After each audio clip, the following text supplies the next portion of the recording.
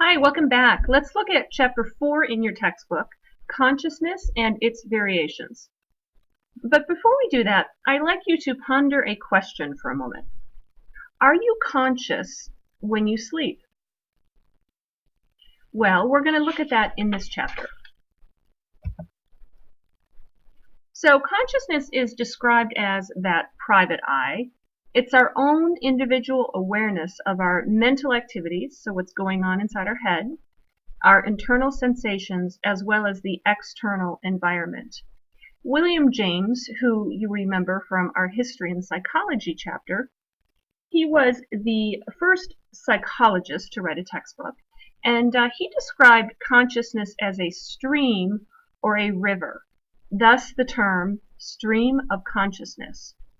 I'd like you to pause this presentation right now and take a look at this short YouTube video on William James. You'll find the link to this video under the Content tab for this week in D2L.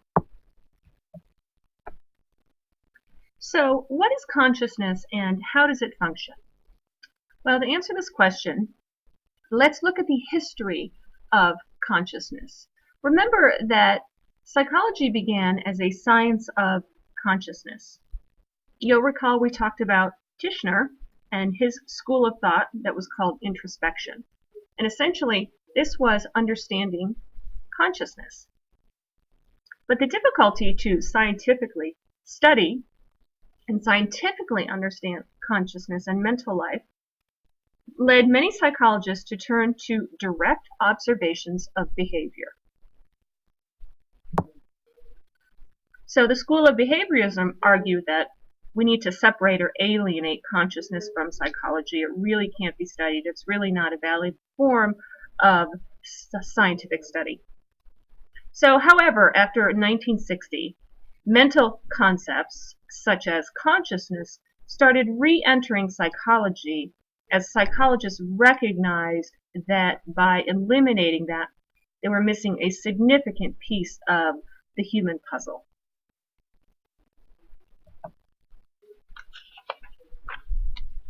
So consciousness is simply our awareness of ourselves and or our environment.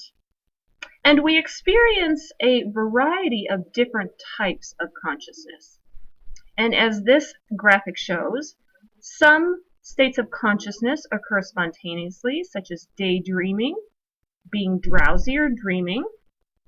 Some are physiologically induced, such as hallucinations, orgasm, food or oxygen starvation.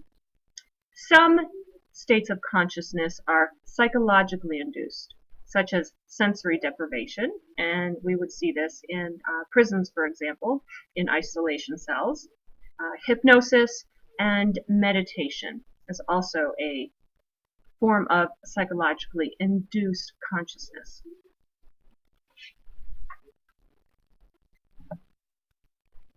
Let's take a look at states of consciousness.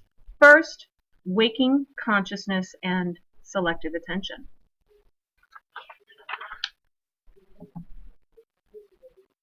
Selective attention means that at any given moment, our awareness focuses on only a limited aspect of what we experience.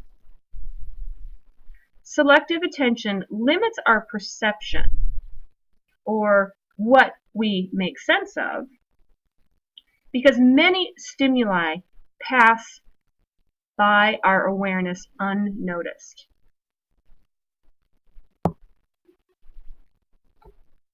Take a look at this picture as an introduction to individual differences in perception and selective attention. This is called the Embedded Figures Test, as developed by Herman Witkin. Spend about 1 minute trying to locate the hidden pictures.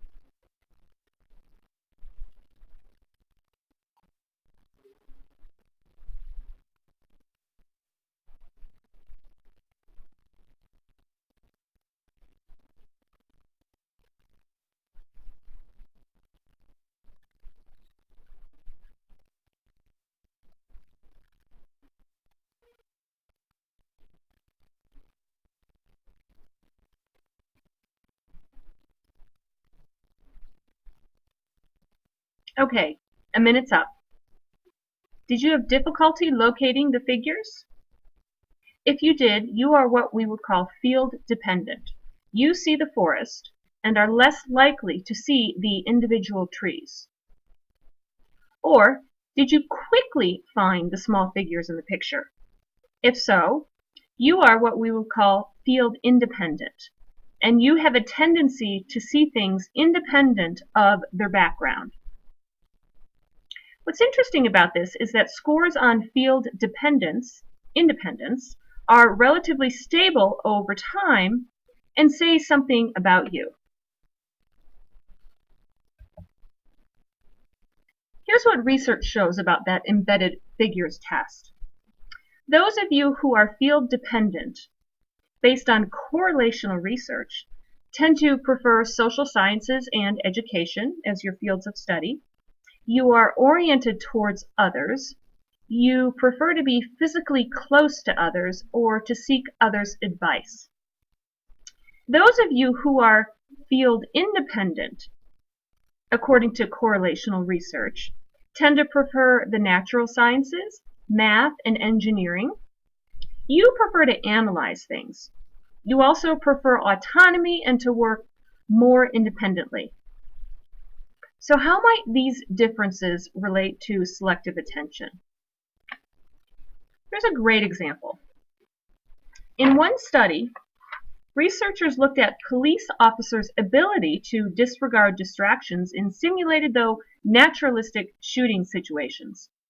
Results indicated that field-independent officers, so those who were able to find the individual figures embedded in that picture, so those who are field-independent performed better on a shooting task.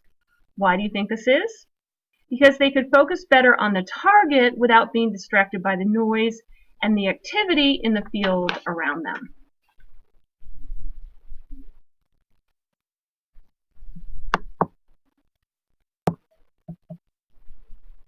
Here you're going to find a link to a video by Simon and Chabris, and this link is also posted in the content page of this week's module on the D2L website. So go ahead and go to that link. It's titled Simon and Chabris.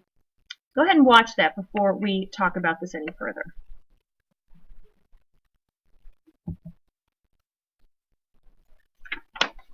So Simon and Chabris in that video showed that half of the observers failed to see the gorilla-suited assistant in a ball passing game.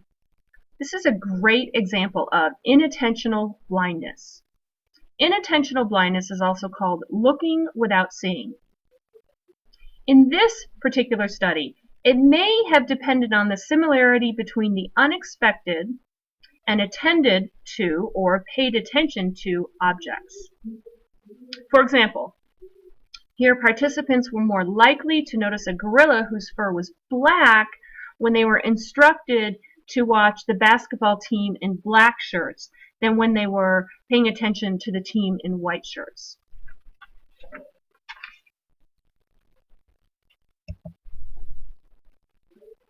So my question for you is, wow, that was an interesting experiment, but what's the big deal? Why is it important?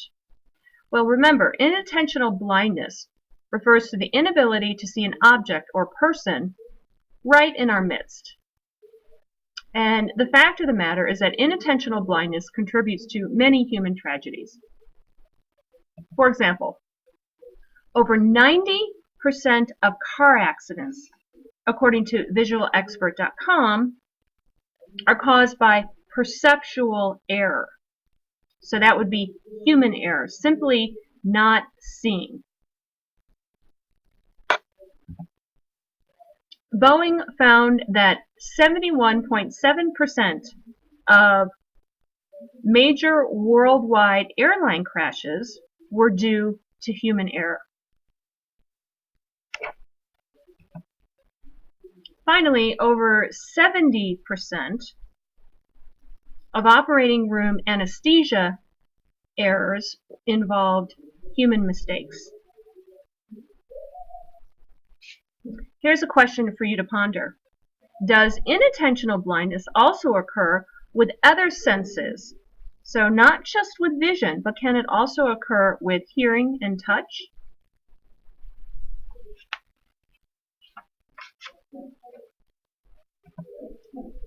Now let's consider another type of seeing without seeing. This is called change blindness. And again, the video links for change blindness are located on the D12 page under content for this week's module.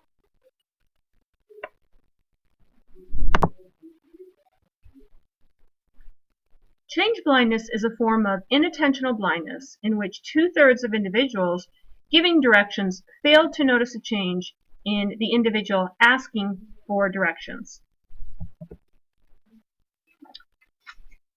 Go ahead and watch these links as well on the D12 page under the content and our weekly module. Here you're going to find examples of change blindness in a movie perception test, as well as a gradual change test.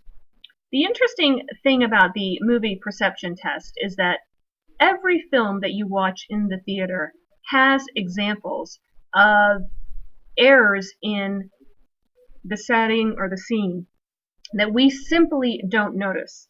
Sometimes we might notice, for example, that from one scene to the next, maybe a car is in a different place in the background, things like that. But what movie producers bank on is that we don't notice the majority of these, because all of us are victims of change blindness. Well, this concludes the first section of States of Consciousness, Chapter 4. Tune in next time for Part 2.